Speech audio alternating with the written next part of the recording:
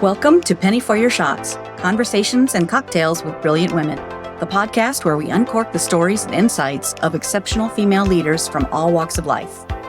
Our goal is to serve up wisdom, tips, and inspiration, and to support each other in rediscovering ourselves and what sets our souls on fire. We'll also share personal memories, paired with friends and a favorite beverage. I'm your host, Penny Fitzgerald, and I believe that the best stories are served up over a glass of wine or a cocktail. So grab a glass, get comfy, and let's pour ourselves into Penny for Your Shots. Nichole Richardson and I met through a networking group, and she hosted several wine tastings with me back in the day. She has a vast wealth of experiences, from her time in the military, to working for a golf cart retailer, to now working mostly from home. She's faced adversity and will not be put in a box. We discussed some cringe-worthy moments with coworkers that led her to finding a good fit in her current company. Nichole describes some of the unique and difficult choices she faced being a woman in the Navy. And we chat about her upcoming Halloween wedding and what it means to her. I'm struck by the expectations placed on her, both external and internal, and the pressure she felt from the things she should do. Have you ever felt like that? That you're drawn to the shoulds in the day-to-day choices you make, based out of obligation? What if you were free to choose out of joy, every time? I believe that's possible, but it takes courage. Sometimes more courage than we can muster. And there may be times when the only choice is safety in the moment. Nichole demonstrates resilience and hope, and courage to choose what's in alignment for herself, her children, and her fiancé. And she's really good at defining and describing what wine and beer she enjoys. I hope you find courage and joy for yourself, and that you enjoy today's episode. Here is Nichole Richardson. Hello. Hi, how are you? Mom, work from mom, home. Mom day? Well, no, this is just how I look every day because I work from home. So we're just, cool. Doesn't get any better. Well, that's something I wanted to ask you about because I don't even know what you're doing now. I mean, in depth anyway. Oh, yeah. I actually do data entry. Okay. For it's really a credit reporting agency. So we do background searches on people, and it's usually for major corporations and businesses. So if you go work for a business and they're like, we want a background search kind of thing. And I work with one of our major clients out of Australia. So I work with a lot of international clients instead. So it's anybody that's trying to apply to this particular place in Australia, and it's things from all over the world. So I deal with a lot of the UK. So it's just entering in the data right now, and don't talk to anybody all day. I wondered, because if you're working with international clients, you'd kind of have to be on a different timetable, right? I mean, oh, very much, yes. And so I'm having to be very mindful of all those different things. So. I mean, on occasion, it's sending emails. Only on a rare occasion am I talking to somebody from the UK, but that's like a 5-hour difference, so that's not bad. I don't talk to anybody of Australia because that's a 12-hour difference. So yeah, that'd be exactly opposite. I haven't done that one just yet, but we're about to land like a really major company that does with their own 33,000 background searches, and we already do a lot as is. So my boss said, yeah, we're going to have to hire, some more people, and I'm going to want you to manage that team. And it is based out of Australia where their company is going to be. So they'll be traveling in my future. Nice. So things are going well. That's very good. Yeah. Australia is on my list and for a future retreat. So yeah, nice. Yes, wine country. Lots of yummy wines. Oh yes, very much so. Yeah. Well, that's a lot of. Well, they got some mixed climate, but it's pretty dry. Yeah. Well, yeah, I understand. It's big. So it kind of depends on where you are in the continent. But wow. Yeah. So you are you in the sales process too, or just nope. I mean, I could in a sense. So like my boss told me that if you ever come across anybody, absolutely, just like I said, it's usually for big companies. Okay. So, but he said if I ever like led somebody towards him, I would get a share of that and keep getting a share Nice. as long as it's for client. So yes. Oh, But I'm very not the nice. sales part. That Yeah. is not my focus. Not in your in your No, list of I'm duties. fine with that. That is okay. We have a Yeah. person on our team that's her main focus, and she's really good at what she does. So Oh, wow. she lives in Ohio, though. Still a long ways away. Yeah, yeah. So, But how did you get into what you're doing? How did you find it or what interests you about it? that was by chance. Yeah. So I think you knew that I worked for the golf cart place Yeah. prior, Right. and very thankful for it. It got me to where I needed to be, Hmm. and I was working at that, but a lot of customer service and not so happy customers. Oh, wow. Yeah, and I couldn't do it anymore. I mean, Yeah. it was just too much. I'm like, I don't want to know the privilege that Venice feels that they have. Oh, But wow. I mean, I actually had a customer say, I don't care about what your time frame is. I don't care about this and this about you, and I don't care about this. All I want is my golf cart when I want it, and I want it now. I was like, it's a golf Oh, cart. Are you wow. serious? So, um, in my opinion, I don't care how much money you make. And unless you're Jesus walking through that door, I don't know what privilege you think you're going to have. Because I'm like, even Wow. at Jesus, I'm going to be like, I will still treat you like everybody else. But that's always my thing. I'm like, unless you're Jesus walking through that door, Oh I my don't know why goodness. you think you're that special. Well, So, yeah, I mean, there's only so much. I mean, I know you and I know you would do whatever you could to help anybody. yes. But okay, so if No, you not when you're nasty. well, yeah, if you're that desperate, is would that be desperate for your golf cart? I mean, No, couldn't you rent one for they a just while? want. Oh, yeah, that was the other fun part too, is she's like, well, you're going to give me a golf cart to use. I said, I don't have to give you anything. Oh my goodness. So, yes, I dealt with that on a daily basis. I've had people come in yelling at me, and I'm like, I am only following the rules. Holy I want my golf cow. cart. I'm like, I don't care if you don't have your golf cart to take your dog for the evening ride. And they're like, well, Oh. what am I supposed to do? Because my mother wants her ride too. I'm like, stick them in the car and put the windows down. I don't know. I'm sure there are other You'd be ways to surprised. solve the problem. No, these people, when they want their golf carts, it is a big deal. Oh It my was, goodness. and then there were some people that are like, that's my only means of getting around. And I'm like, you shouldn't be driving anything Oh. at all. Uh-oh. There There is was some one of that that in was up on a, Florida. yeah, some. Yeah. Yeah. So it was, so then I was at a little pool party with some friends, and many people had heard of my needing to leave and the Yes. stress that I was under. I'm like, seriously, I would love to work from home. That's my goal. Anybody hears of anything, just let me know. So one of my friends, her husband, told me, he goes, well, I work for this one company. He goes, I believe they've been actually looking for somebody for a bit, but I do the web design.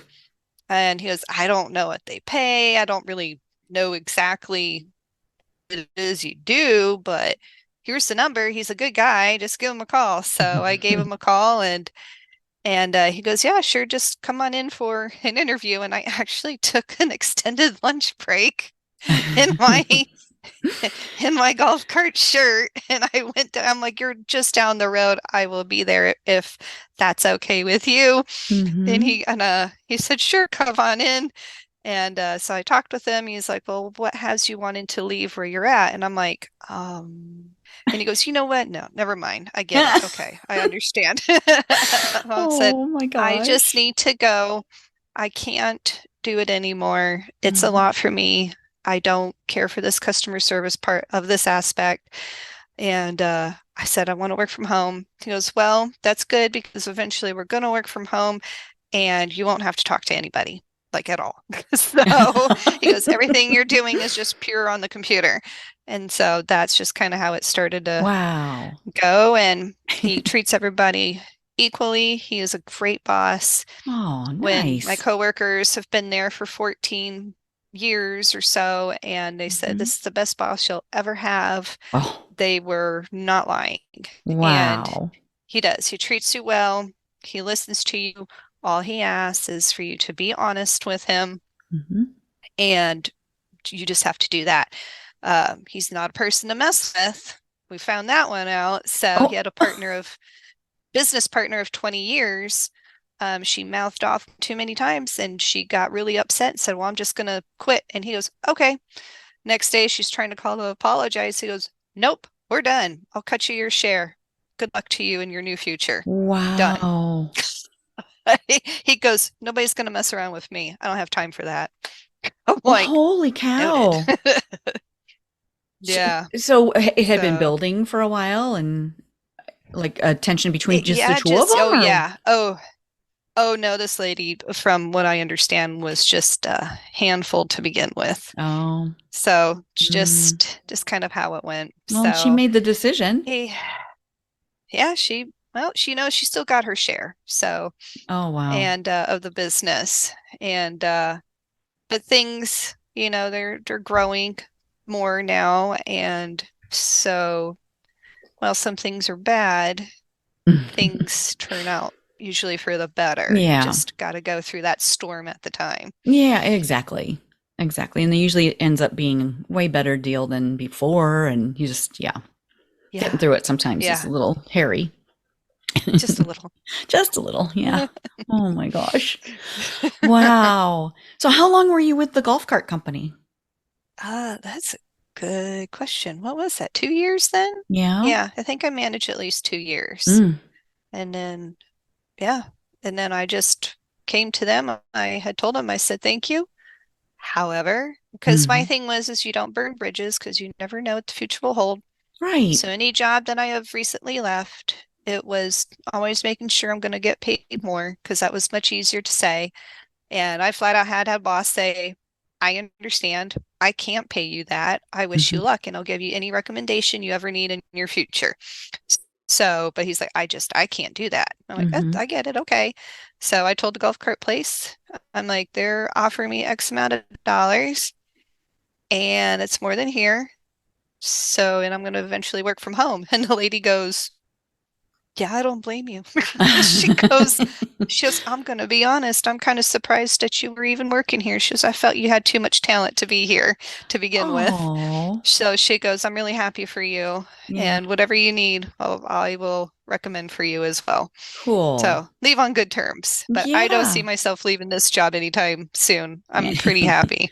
Good. Good, good, good. Well, and it sounds like the golf cart place, it wasn't the management or the owner didn't sound or doesn't seem that way. It seems like more it's a issue of the people you had to service. Yeah. Yeah.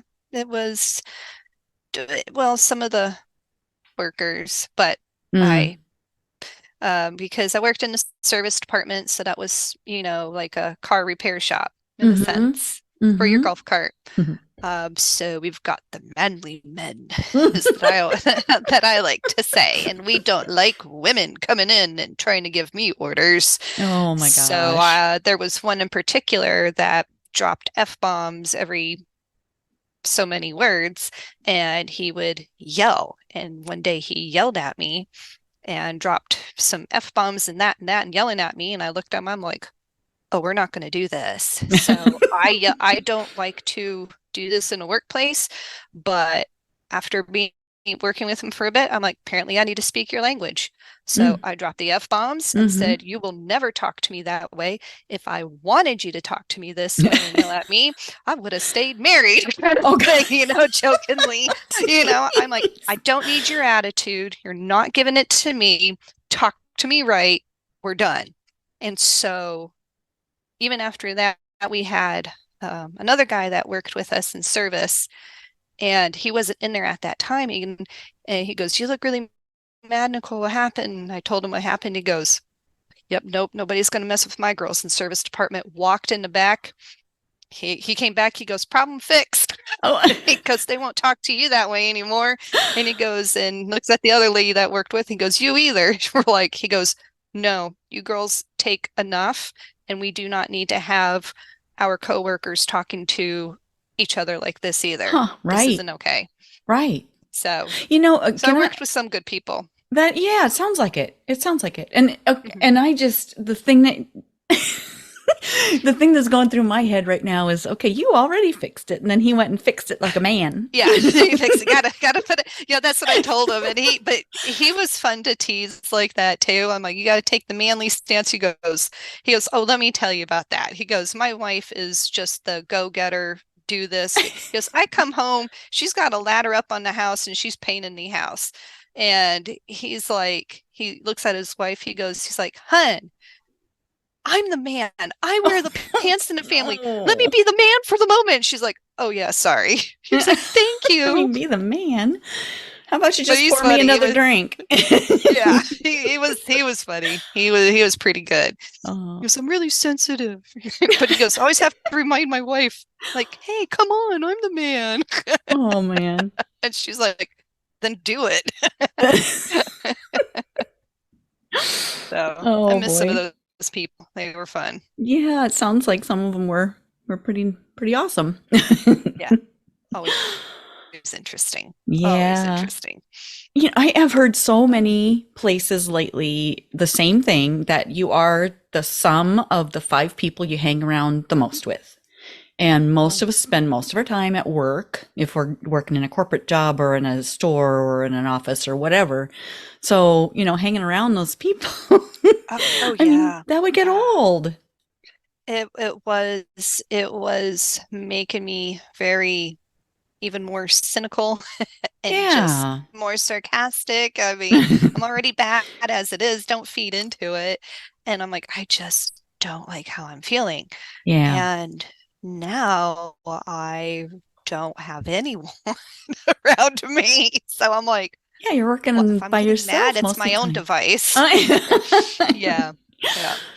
So yeah. But the coworkers that I have, we were in the office last year. Oh, so from October until now, this is when I had started working from home. So I got to be around them. One of them just he didn't talk too much, but a really good, very, very nice person. If you got him going, he was good. And the other one just as out there as any. And then there's sometimes we're talking online and because I said, oh, are we going to do a holiday party? Do we do these things? He goes, Nichole, you and I are the only social people here. It'll be really awkward. He goes, there's only so much we're going to be able to carry. He goes, we used to when we had more people, but no, we don't do it anymore. Yeah, that would be a little, you'd have to plan it. Yeah. Keep the conversations we'd have going. To plan it. We'd have to have we were talking today because he had to show me something online and he changed his background on the Teams thing. Yeah. So I'm like, nice apartment. It's like got the water view in the background and stuff like that. And he goes, oh, wouldn't it be funny if you changed? First he goes, well, just so you know, you can't have my apartment. And I started laughing. I'm like, some condos, they all look the same. And he goes, oh, wouldn't it be funny though if you did choose it and we both had the same mug and like I could set my mug down and then all of a sudden from the right angle, you could look like you're picking it up. And then just every now and then, like I could go like that and you'd be like, stop. That'd be hilarious. He's like, because I think we should do that. So he's Zoom a and meet games. Yeah. Yeah. He's a character. Good people though. Yeah. That's awesome. Okay, and you well, my audience doesn't know this yet, but you are getting married this fall. Yes. That's so fun. On Halloween. Congratulations. Thank you. So, why Halloween? Yep, I can answer that one. So, my fiance and I are the opposite. He is Groomzilla. I'm the bride. So he, um, all I wanted was fall. I just wanted a fall wedding. We were going to do this up in Pennsylvania to have a real fall, but it just wasn't working that way. So I'm like, okay, well, we're going to bring fall here to Florida the best that we can. And I found a good place. And so I'll make it look fall. And Nice. Halloween, because he loves Halloween and wanted it on Halloween. I'm like, okay, I really don't care. And he goes, and then I want a masquerade ball. And I'm like, okay. So no costumes. I always have to remind everybody we are not doing costumes. Everyone bring like a mask or something like that. And then one of my friends, I'm like, oh, yep, you just showed me I've got to be a lot more specific in my wording. She goes, can I bring this one? And it was like one of those BDSM masks. You know what like the face with the zipper across the mouth kind of thing. She goes, she's joking. She goes, can it be this? And I went, thank you. We're going to have to detail our descriptions now. Spread the good word about what that involves. It does not involve. Yeah. The wedding event coordinator, she's it's going to be interesting because English is not her first language, and so her English is like so. And she keeps saying, "Oh, I love Halloween and I like the monsters." And we're like, "I don't want monsters. We're not decorating like Halloween." I said, "The only part we can do that is at the candy bar. Since it is Halloween, that's going to be our parting gift, is have different little candy jars and everybody can fill up a bag of candy and there you go." That's cute. I like that. I'm like, we can do monsters there. It's not going to really look Halloween. It's Paul. It's Paul. Yeah. And then everyone's like, are you doing a black dress? I'm like, again, I get it. I'm like, you all are very in the box. Yeah. I am out of the box. And if you try to fit me into that box, I will do everything in my power to get right out of it. And even if I don't like it, just to prove I can get out of that box. I'm one of those. Oh gosh. So your husband to be picked Halloween because he loves Halloween. Does he have a lot to do with the planning? Is he doing most of that? Yeah. Oh yeah, he's very involved. Oh yeah. Okay. Right now he's taking care of the finance parts of it. So, I'm like, I don't know what to say with any of that. So no, he is very involved with all of this. He's not the typical guy, as we were going back before, to let me do this all by myself. So I actually had to take some of the reins back and be like, hello, I get to choose too. Like, yeah, I did. He goes, I'm so sorry. I didn't realize. And I'm like, I mean, he was just on it. And I'm like, yeah, but I'm like, it was happening so fast. I'm like, okay. I'm like, wait, I thought about this. And it's like a few months later, I don't really think I like that. And he goes, seriously, Nichole? I'm like, well, you just kept going. Yeah. Well, and that would be kind of hard to jump in and say, I know you're really, gung ho and that's great, but I kind of want to do something else. Yeah, that is. So he's having to be reminded and be like, hey, we gotta, there's another person to think about here. So this is his first wedding. And in a sense, this is my first one because even though I was prior married, I did not have a wedding. I didn't have a wedding at all. No, it was a knock on my barracks door and say the courthouse closes in an hour. That was my proposal too.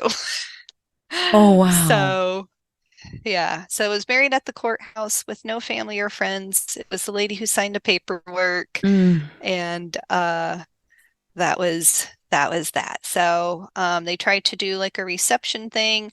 But again, like I never had my mother present, who I always wanted, and other family. And it was always said, we'll do another wedding, we'll do another, and it just never ever happened. And then when my mom had passed away, I completely was like, nope, now I don't want it at all. I just don't. So I always said, if she can't be there, I don't want to do this. Oh. And then with that said, I've gotten some slack on it, but not by much until I explain it. I am going to walk myself down the aisle. And this is where I'd like to say to the women, this was something I had heard on the radio. And when I heard this explanation, this goes through everything that I have faced, and so far in my adult life. I'm walking myself down the aisle because I choose this time. I felt forced, in a sense, my first time to get married because I was pregnant prior, and I felt a lot of pressure. This time, this is my choice. I choose him.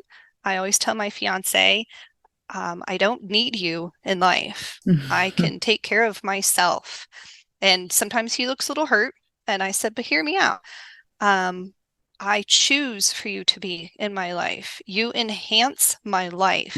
You're not here to fix any part of me. That's my job.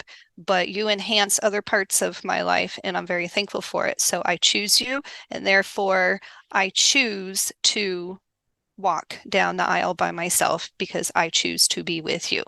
So I'm not, people are like, well, why don't you have your son walk you down? I went, maybe if the person I was married to before passed away, that could make sense, but he didn't. So that's weird. And if there was anyone truly that was going to walk me down the aisle, it would have been my mother. That would have been the person. So that's what I wanted. And I'm like, I'm one of those where too many people come at me again and try to put me in the little box. Oh, there you go. And say, well, you should do this. You should do this. Well, what about this? And I went, nope. That's how my youngest daughter ended up with the middle name of Nichole. It's Ava Nichole. And I had my mom and my mother-in-law at the time. I don't have anybody named after me. I don't have anybody named after me. And when you're really pregnant, your temper is at a 0. So you're just like, I have no tolerance. And they're like, what's your middle name? I went, Nichole. Done. Now you both can be upset. And I don't care. So this way, I kind of look at anybody who thought maybe they would walk me down the aisle. Well, you can all be upset because nobody is. Wow. There's a whole lot of shoulds being thrown at you, I feel like. Yes. Shoulds. Yeah. I've had a lot of that.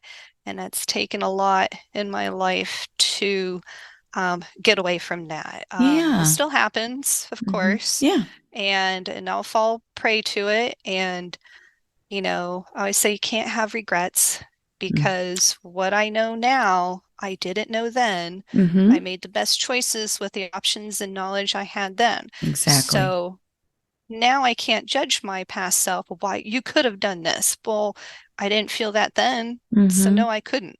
Yeah. And so I have to remind myself of that a whole lot. Right. Like I can't, but in the future, the way I use it now is, well, hold on to that now and do your best the next time you're faced with it. Yeah. When you know better, you do better. Yeah. Yeah. And I have the other saying of, there's a difference between being ignorant and stupid. So I will call somebody ignorant because, like, hey, I'm sure you didn't know this, but XYZ, probably a better choice. Well, you now become stupid when you ignored XYZ and you choose to do it anyway. I'm like, you're no longer ignorant. You've been educated. You're stupid now. Stupid with 2 O's. Some harsh realities. Yeah. That'd be the one. Oh my gosh. I have a friend that says, well, that's D-U-M dumb. Oh, I do that. I say that a lot. Do you? And that's actually, yes, it's from something. That's why. And it's not coming to mind. I don't know where she got it. But could have been like from SpongeBob. If you it's just dumb. I don't know. Yeah. It's funny. I say that a lot. It's appropriate. Yeah. Yeah. Yeah. Well, and then the walking down the aisle thing too, and maybe this isn't accurate, but some of the tradition, I thought I'd heard that when you're the traditional way, when your father walks you down the aisle, it's because he's giving you away to your groom. I'm like, I'm not property. Yeah. You know, Yeah, not if I'm property. if I'm walking down the aisle with my dad or my mom or somebody special to take you down the aisle, it's more of a, I don't know, I look at it like it's a supportive thing. It's, you're getting comfort and you're having a Right. moment with that your special person, not that Yeah. your property and you're being Yeah. handed Well, over. and I was just heard that, what was that? Yesterday, I believe, where somebody says, my special person was my dad. And I'm like, well, my special person was my mom, Mm-hmm. and she isn't here. So if she's not here to walk me down Yeah, the aisle, I'll do it myself because, in a sense, I know she will be with me. of So I got to course. save a space for her. Yeah. Oh, I'm getting goosebumps thinking about that. That's neat. Good for you. So, Yeah, yeah, thank you. absolutely. You mentioned Pennsylvania too. Did you grow up in Pennsylvania or No. where's Oh, okay. That is where my fiance Joe is from. Oh, okay. And so even with him being from there, and like I said, we were trying to plan all these different things.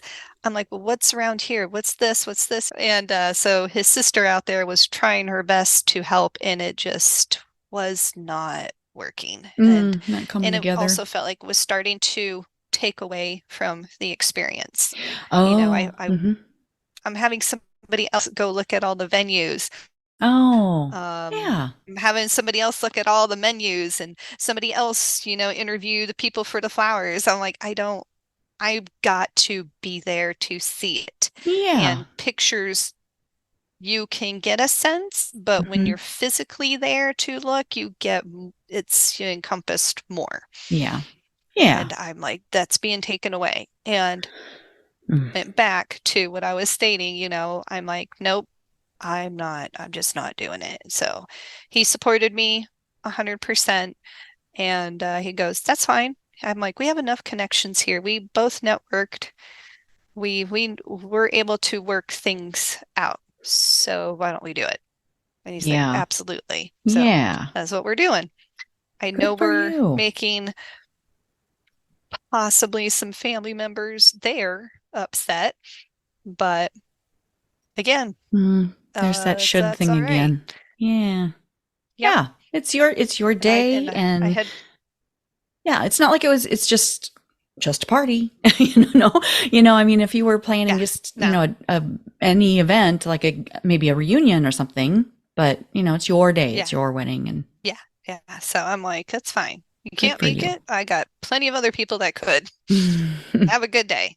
It'll be all Yeah. right. We'll be thinking of you and have you here in spirit. Wish you were Yeah. here, but Yep. that's your choice. Yeah.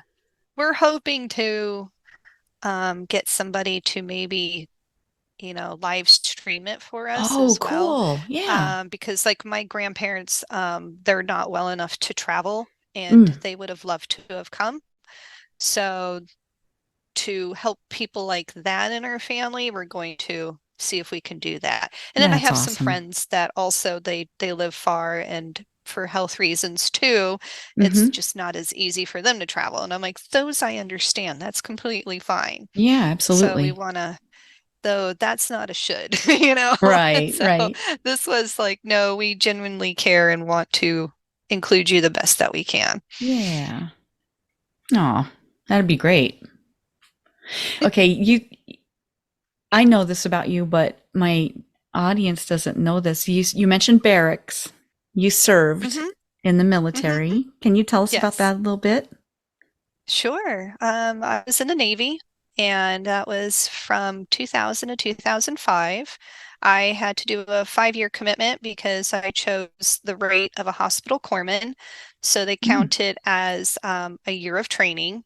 So typically you can do 4 years, but because I had to do one extra for training, that's why I did 5. I joined because again, I had a job where I tried to, I graduated high school and nobody laughed at me because every time I get some chuckles with this. But I graduated in 97. Now, however, when I'm looking at passports because of the job that I do. By the way, these people are doctors and they were born in 97. So I'm like, okay, I'm feeling old now. Yeah. Now I'm seeing 2001, 2005 of people getting jobs in another country. And I'm like, those are the 2 years of 2 of my children being born. So now I'm really starting to feel old. Yeah, it sneaks up on you. It does. So anyway, I attempted to go to college and, I did some credits, but it was just not working. I had no direction. I had no idea what I wanted to do. And so I kind of wasted some money, and then I was like, all right, we're done wasting money because I paid for it myself. And so I worked as a cashier at a grocery store, and I'm just sitting in the break room, and my friend on her day off, she comes in, she's like, oh my God, Nichole, you won't believe what I did. I'm like, what'd you do? I joined the Navy. I'm like, you shut up. And she goes, you should join with me. I'm like, why the heck would I want to do that? So she's going over the nice, beautiful recruiter spiel. And so we go down to the recruiting station and he's like, well, what do you want to do? And I'm like, with your life? I'm like, I don't know, but I don't want to be where I'm at because I hate it. Once again, customer service and nasty little people out there. Oh, wow. And so I said, sure, I'll do that. He goes, well, what do you want to do for your job? I'm like, I don't know. I'm like, Jess, what are you doing? She goes, I'm going to be a hospital corpsman. I'm like, okay, I'll do that too. Wow. So I took the test and everything. Unfortunately, I didn't pass with a high enough ASVAB score to be a corpsman. And they're like, well, you could be a cook. At that time, I worked in a deli. Okay. So I'm like, so you want me to quit my job I have now where I work in a kitchen to now be told what to do even more so 24/7 and work in a kitchen? And they looked at me and they're like, well, that's what I said, no, we're not doing that. I said, I either become a corpsman or I walk out. By the way, that is the one and only time, folks, in your military career, you're going to make demands. That was the only time. I tried it another time, didn't work very well. Oh, gosh. So they waived points for that. And at the time, I was also so thin, I didn't weigh enough to join the military. Wow. So the day for my final weigh-in, it was the day that we were technically going to leave. I mean, the whole week prior, I ate so many bananas, really fattening foods. But that morning, I shoved as many bananas as I could down my throat and drink a bunch of water as much as possible. So you get there early in the morning. They're like, who wants to be weighed first? I'm like, I do. They're like, you're trying to make weight, aren't you? I'm like, yes, I am. Somebody come here with their thumb. I didn't make it, but I was 2 points off on that too. And they said, that's not a big deal. We can waive that. So they're like, go use the bathroom now. Oh, gosh. So I went through basic training in Great Lakes and during the winter, dead of winter. Wow. That was fun. That was so fun. And we had to chase snowflakes. They said if a snowflake touches the ground and we see it, you're in a whole lot of trouble. So we just went out. It was like every half hour. We went out with a shovel regardless and just scraped it along the sidewalk. There was not a snowflake on the ground. Wow. But that was actually entertaining. But yeah, in the military, both me and my friend, we actually got shin splints and stress fractures. And we had them in both of our legs. By the way, that is extremely painful if no one's ever had that. If you have, I had a top bunk, and every morning there was no ladder. I had to jump off. Let me tell you, doing that for 3 months, that hurts every single day. And I eventually healed properly. My friend did not. And long story short on this one, she didn't become a corpsman and she was medically discharged later. And I'm like, wow, you left me. I have to be here by myself. Are you serious? This whole thing was your idea. Yeah, that's what's funny about all of that, and she really wanted to be there. And I was like, I just didn't have anything better else to do. So we found out, don't let Nichole bored. She does crazy stuff when she's bored. Well, thank you for your service.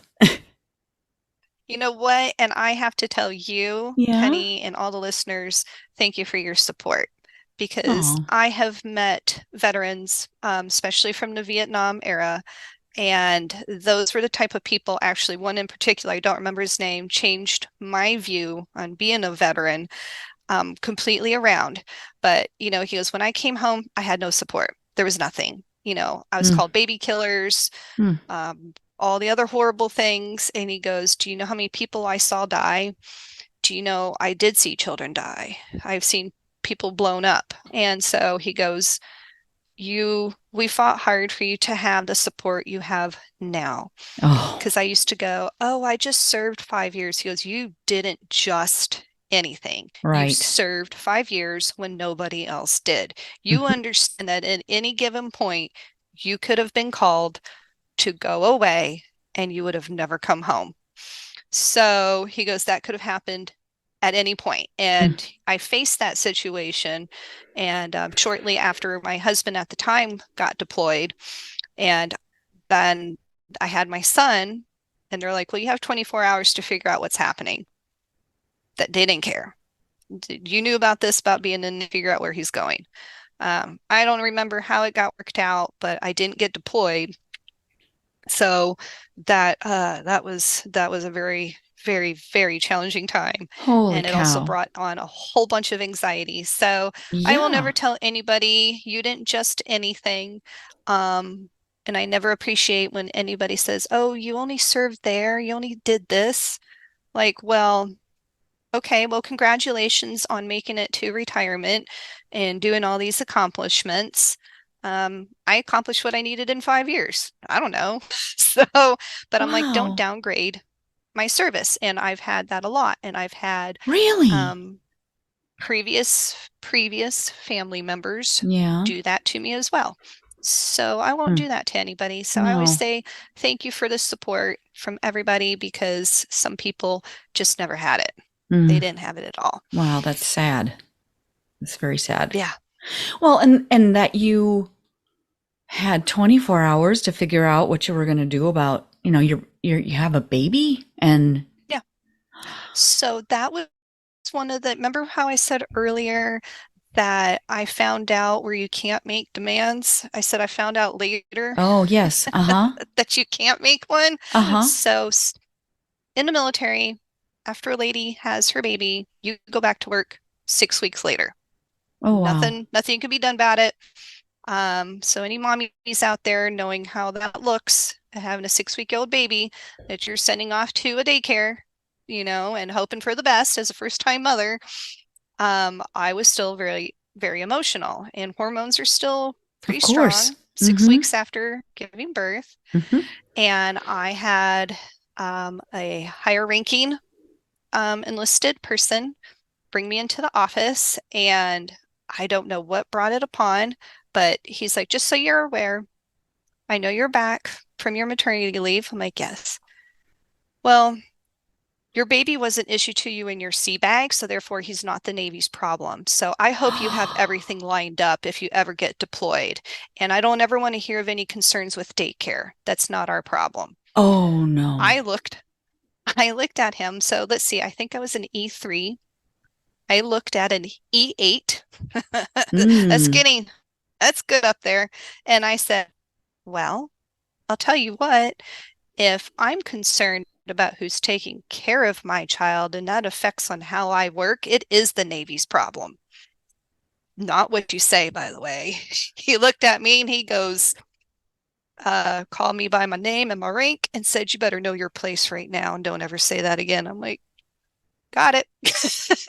I was like, end of story. So holy cow. That's why I always say, you ever wonder why some people you're like, you made it 13 years. Why couldn't you make it to 20? I'm like, there's just this unspoken feeling with the military that you can't describe to say, I just couldn't do it anymore. I was done. They like to put out there that, you know, we care about you and your family, and while you are taken care of financially, they very more than compensate for that. But they don't care. They do not Wow. care. You are property of the US government. Have a good day. That's ridiculous, first of all. Okay, I'm Yeah. maybe going to piss some people off here, but that's no way to treat people. That's no way to treat, I mean, no, no. No, but you are government property, and you're government property even when you get out as an enlisted person. You still have like another 3 or 4 years that they could technically call you back if they want to. I like to say I was a dime a dozen expendable person. They were not going to be calling on me. I didn't have anything extra special about me. Officers, it's a lifetime. You could be out 15 years, but if you just had that one special skill set, oh yeah, they could call you back if they wanted to, if they really needed you. And it'd be one thing if you were cared for on a holistic level. I mean, if you were, I mean, I would imagine that anybody who served, my brothers served, and I would think that they would be, I mean, they're too old now, they're in their 80s, but they would have, years ago been, I think, more than happy to come back. If it's different for a man, first of all, because they're not, I can't imagine a man being talked to like that. It's, I don't know how it is now, but definitely challenging for women. I'm sure. You better know how to hold your own. If you can't, good luck to you. Well, and holding your own is different than being belittled and treated like property. Yeah, it happened more than once. I'm sure. Me. Wow. And having a child didn't make anything, is what made it worse. Yeah. So that's why after my 5 years, I was like, I just don't think I could do this. I don't blame you one bit. Because I don't know, I can't keep going through this, and it's not fair. So, wow. And I did not have the support of my husband at the time in the ways that I truly needed. Now, he was serving too.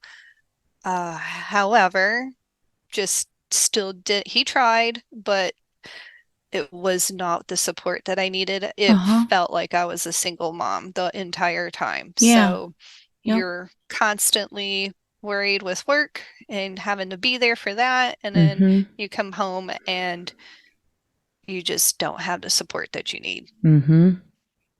Yeah, I know of yes, it sounds very much so. I have several friends who are military families. They don't, my girlfriends don't serve themselves, but they are every bit as much serving because they are the ones at home keeping it all together and doing all the things. Yeah. So if you're a military family, you are serving, and I thank you all. So, but yeah, especially you serving and and keeping it all together and raising a family. Wow. Well, they're just as important too. And like you said, it's in a sense like they serve as well, because while their spouse is off, they are at home, not, and say if they got deployed overseas during wartime. Well, they're at home not having a clue. And I experienced that too, and serving. And so it was just like, it was like a double whammy on that one, but it's just as stressful. If you don't have any word as to what's going on and what's happening, and you get sporadic letters, and sometimes they're short. So if you're lucky to get that, so you just you never know. Wow. Yeah. And you have to keep it together. You have, the person who is overseas in combat has to be confident that you are back home taking care of everything, and that you're staying strong, and that you're okay. I mean, they want to, oh God, I can't even imagine that level of stress and that level of, oh my gosh. just well, pain. that level of stress, when I got out of the military, I did the one thing that was suggested. They said, when you get out, copy your record, all of your records 3 times. And it was, by the way, that's a lot of paperwork. And go to the VA, and any issue you ever had in the military, we don't care if your pinky hurt. You asked to be evaluated for every medical thing you ever had go wrong. Everything, because you don't know what you'll get for disability. So that's what I did. Took my medical records, and I went in for evaluation and came out to be 30% disabled veteran for anxiety. At the time when I was serving, I didn't realize what I was getting 3 or 4 times a week were these severe chest pains, like to the point I thought I was having a heart attack. Oh my gosh. I couldn't breathe. I couldn't do anything. I had to stop what I was doing. Tears, I just couldn't do it. And it would last for like 30 seconds to a minute. And that was every week, 3 or 4 times a week. I didn't know those were called panic attacks. I had no idea until someone brought that to my attention. So I went in, and they gave me medication to help with anxiety. Well, the hospital I worked at is considered a learning hospital. Well, I had a learning intern decide to prescribe me medication that I later found out was for someone twice my size.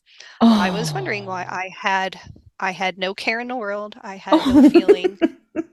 Like, it could have been like, I mean, I'm giggling. That's not funny. In the house. It is, because you're just like, you don't know how to react. Oh my goodness. But it could have been like, your house is on fire. Your child might be in there. I'd be like, wow, that might be serious. Should probably go get him. That's how I felt. Oh, wow. I took myself off the medication because when I got out, I was pregnant again. And I'm like, I'll be damned if I'm going to keep this going. And that's dangerous too, to go off on your own. Yeah. Found that out. I had withdrawals and didn't know that that's what that was until I talked to my mom, who was a nurse, and she goes, I can't believe you did. That's really dangerous, Nichole. And you're pregnant. And I'm like, well, I didn't like how I was feeling. And I, as much as I like to avoid feelings, I don't want to go to that extent ever again, ever. So that's kind of how I ended up with my disability. And I know some people kind of snub their noses at it because I don't have a arm blown off or something, but something I like to put out there. Just because you guys can't see the disability does not mean it does not exist. And what you don't think is that big of a deal at that time was a very, very big deal for that person. So you have no right to judge that. Yeah. Mental health is health. I saw that a lot too. Yeah. Yeah. I hope that's not the attitude by men. I'm sure it is by some, but I hope not. Oh, it was. I faced it. Yep. And I put a person in their place. I'm like, I don't care who you are. I don't care your rank. I put him in a nice way, but I put him in his place. And he's like, I didn't think of it like that. And I said, well, maybe you should next time. Yeah, next time maybe it'll have a little bit more compassion for that lady in your group. Right. It's like, I get it. You just about lost your arm and your hand. I get it. That is very tragic. Her situation for her was tragic. So you have no right to tell her that's any less than what you went through. So don't. He's like, good point. Well, good. Some of us come by compassion in difficult ways. Takes us a little longer in some cases, but thank you for all of that, for sharing that, because it's important. Everybody has something. Can I ask you something fun? Really do. Yeah. Can I ask you something fun and change the tone a little bit? Okay. What's your favorite cocktail? Changing the mood. Here we go. Oh yeah, and which I did not even have my favorite cocktail. Yes. Okay. So I love the wines, and I love the beer. Not just any beer. Yeah. I love craft beers. Matter of fact, I have a t-shirt that my oldest daughter found at a thrift store and said, Mom, this is you. I'm like, great. That's just great. That's funny, and I'm buying it. It says I like crafts, and it has the different types of glasses that you would stick a craft beer in. Nice. So I love like a good glass of wine, not knocking all of our Boone's Farm people or whatever, or what was some of the other winking owls, not knocking any of that, because it's all about your taste. I've learned that too. Yep. Money has nothing to fully do. That's right. And I will tell you about money did have fully to do with one choice I had, but and it did make a difference. But I love how that craft is of wine and the beer. I love hearing the stories that go into it from either the brewery or from the vineyard, of knowing the family or friends, or how this one person started it and the employees now. I just love it. It's a science. And I do like some good science. I like the facts. Facts are there. The facts can't disappoint you. That's right. Yeah. So I find that enjoyable. So let's see. Lately, I've had to stay away from some reds. They've been kind of giving me heartburn. But let's see, if I'm going to have a red, I probably go for the Pinot Noirs, or like a Shiraz, something like that. And then the whites, I will do the Pinot Grigios. I have actually had some Chardonnays that I like. I found out it's the oaky flavor I don't like. So when they don't use that oaky barrel or whatever it is that they do, it's really good. And my fiance, he's complete opposite. He was just like my mother, total sweet. I mean, as sweet could be. It's like syrup with some bubbles or something. I don't know. And for my beers, I found out that I go for a lot of the Belgian beers. I don't like IPAs. However, in Venice, Florida, there is one place at Seed and Bean. They make their own IPA. And it is the only one that I like. And I think it's because they use hemp in it, so it takes away from that hoppiness. Even my friend who loves to give me IPAs, and just to see the face of disgust that I make, she goes, "You found an IPA you like?" I'm like, "Yeah." She goes, "Oh my God, after work, I'm going to be there. I got to see this. I don't believe you." So she gets there and she goes, "I got to have what she's having." And we both take a sip and she goes, "Damn, Nichole, you did good." Well, yeah. So I've done that on some sweet wines that my fiance didn't think that he would like. And the reason why I picked it up and tried it is because it was at a wine bar. And I'm just looking around. I'm like, what a cute, pretty little bottle. It looks like a little bottle of honey. I'm like, oh, it's made with some honey. It's not a mead, but it does have honey. And I'm like, I'm going to try this. And they're like, it's more of a dessert wine. I'm like, okay, mentally prepared for this. I can handle that. And they pour it. It was so pretty. It's just this golden yellow. And I try it and I'm like, oh, that's delicious. And my fiance, he always tries everything I have, even though he has the look of disgust. And he tried it. He goes, oh man. He goes, I want a bottle of that. So then as time goes on, the amber color gets darker, and it's a good thing. It's not a bad thing. So that honey really starts to mature as time goes on. So then the guy goes, I would suggest buy one like on your anniversary. I think he even said, like, if we get one now or something, like there was a way that you can have it so that the year that it comes out, it's actually on the day that you get married, kind of thing, like year. Yeah. So he goes, but then keep buying every year, so you have each year, and you can watch as the bottles age and stuff. And I'm like, those are the stories I love. I just think they're fascinating. It's not to see how tipsy I can get. Right. I enjoy. It's just a bonus. I just enjoy it. Yeah. It's just a bonus to just sit there and like, okay, I'm relaxed. So have a good day. Yeah. Cheers to you. Yes. Well, good. Well, I'm anxious to try that one. I'm going to have to those are mine. Give that a sippy sip. Yeah, I'll take a picture. I'll take a picture of it for you because I mess it up every time. Oh. But it's really good. Nice. Very good. Yeah. Well, thank you so much for sharing everything. I really appreciate it. Your story was amazing. I learned so much. Yeah. I am a person that holds it in. I would like to say that's the military part of me. I don't divulge more information than I need to. So unless I'm asked, if I'm asked, I'm like, well, be prepared for the answer. Yeah. I hope you're not offended. If you are, nice knowing you. Have a good day. I appreciate it. I appreciate your openness and sharing all that. I'm sure my people will enjoy it, and they're going to get some. They're going to be lifted up by it as well. Because wow. Well, I hope so. Yeah. I hope so. I hope it brings some hope to anybody who feels like they're just doing something. You're not just doing anything. No.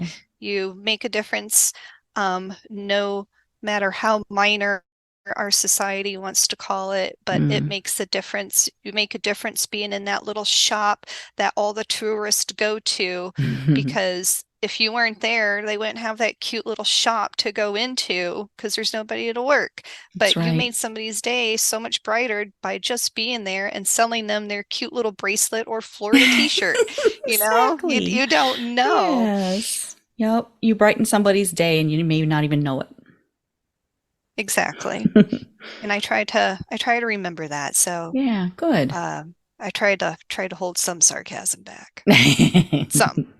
Okay. All right. Well, thank you so much. I will talk with you soon.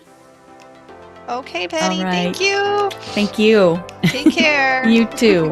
Bye. Bye-bye. That's a wrap on another spirited episode of Penny for Your Shots, Conversations and Cocktails with Brilliant Women.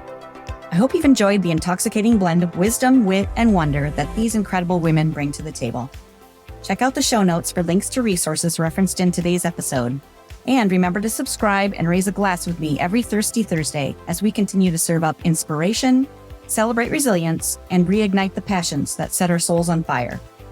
If you've loved what you've heard, please share the podcast far and wide and leave a sparkling 5-star review to let me know your thoughts. It would also help tremendously if you would visit pennyforyourshots.com and subscribe to learn when new episodes are available and pick up my free recipe. In the meantime, remember that your story deserves to be served and savored. Cheers to your brilliance and of women everywhere. Until next time, keep sipping and experiencing life's extraordinary moments. This is Penny for Your Shots, signing off with a clink and a toast to us. Cheers.